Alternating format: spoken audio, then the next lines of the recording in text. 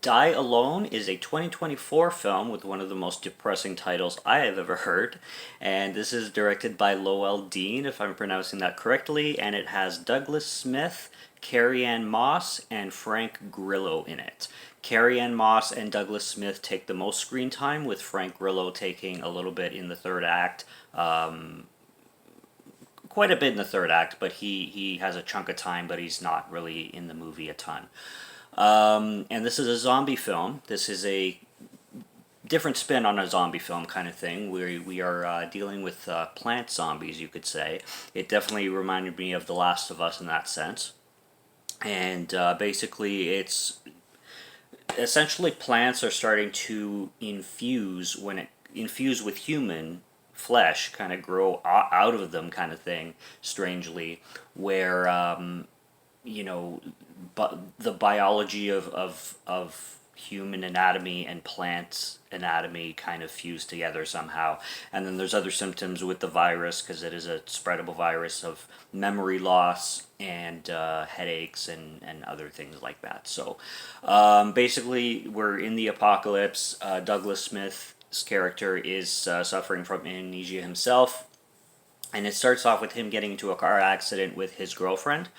And throughout the film, he's looking for his girlfriend. He runs into Carrie-Anne Moss's character, and she is like a survivor herself. This is a Canadian film. This takes place in Saskatchewan, which is interesting, at a place called Candle Lake. And Candle Lake exists, and I'm assuming they shot around Candle Lake. So I'm not from Saskatchewan. I'm from Ontario, but it's cool that this is a Canadian film. So. Yeah, so Douglas Smith and Carrie-Anne Moss are surviving together, and we have a bunch of flashbacks going on, like with Douglas Smith's character. I forget his name, and I forget his girlfriend's name. I'm bad with names. Mentioned that on the channel a lot of times. I apologize. But we get more information about him, like where his girlfriend went. They were supposed to meet at Candle Lake and everything. And we're dealing with, of course, rebels and your typical post-apocalyptic zombie movie situations kind of thing. I definitely thought that the zombies were very unique, especially with like the plants growing out of them and stuff. They're very slow zombies. We're not dealing with fast zombies at all. Very mindless zombies too. And they do have the hunger to feed, but they're more, I don't know, they're more, like I said, they're just mindless. They're very mundane kind of thing. Still a threat, no doubt. There's actually this one zombie that I found humorous, I will say. I'm not going to spoil it, but there is one zombie in particular that has a name, and that I found humorous and kind of funny, the way they played with that specific zombie. And Frank Grillo's character, when he shows up, he does a tremendous performance. I really will watch anything with Frank Grillo in it. I'll pretty much own anything with Frank Grillo. There's some actors that and directors and just movies in general that I'll own anything, no matter how good or bad the film is, and Frank Grillo is one of those. He just brings presence to the screen wherever whatever he's given, he's whatever he has to work with, he's that cool ass guy. He's that badass guy.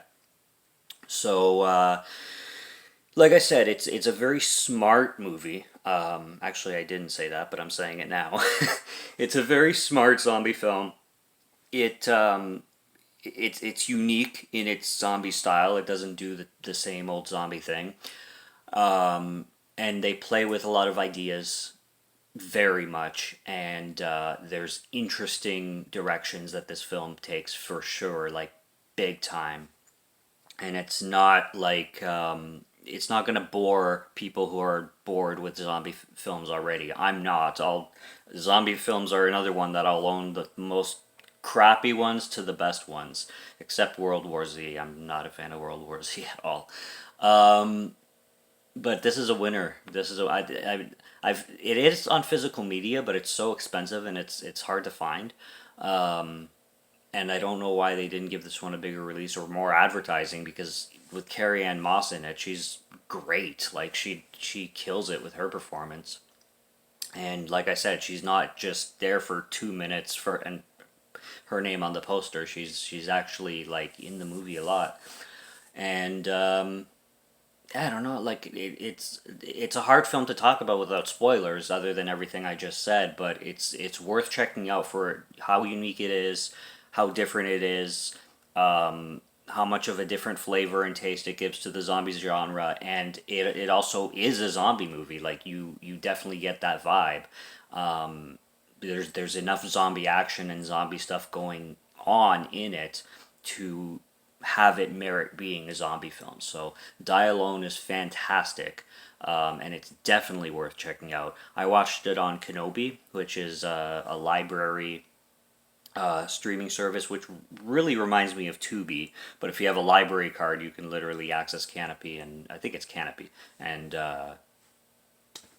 watch free films. You just need a library card, and it's from the United. I thought it was just United States, but apparently it's Canadian as well. So yeah, check out Die Alone wherever you can find it, and buy it if you get a chance to. And if you're a zombie fan, do not miss this one because it is a really good one. So that's really all I got. This is a spoiler-free review, so I will just leave it at that. Subscribe to Morgan Film Fan if you like to listen to my voice, or if you like my film reviews. I'll be back with more soon, so stay tuned for those. Check out what's on the channel already. Stay tuned for what's coming. Until next review, have a good one. Take care and cheers.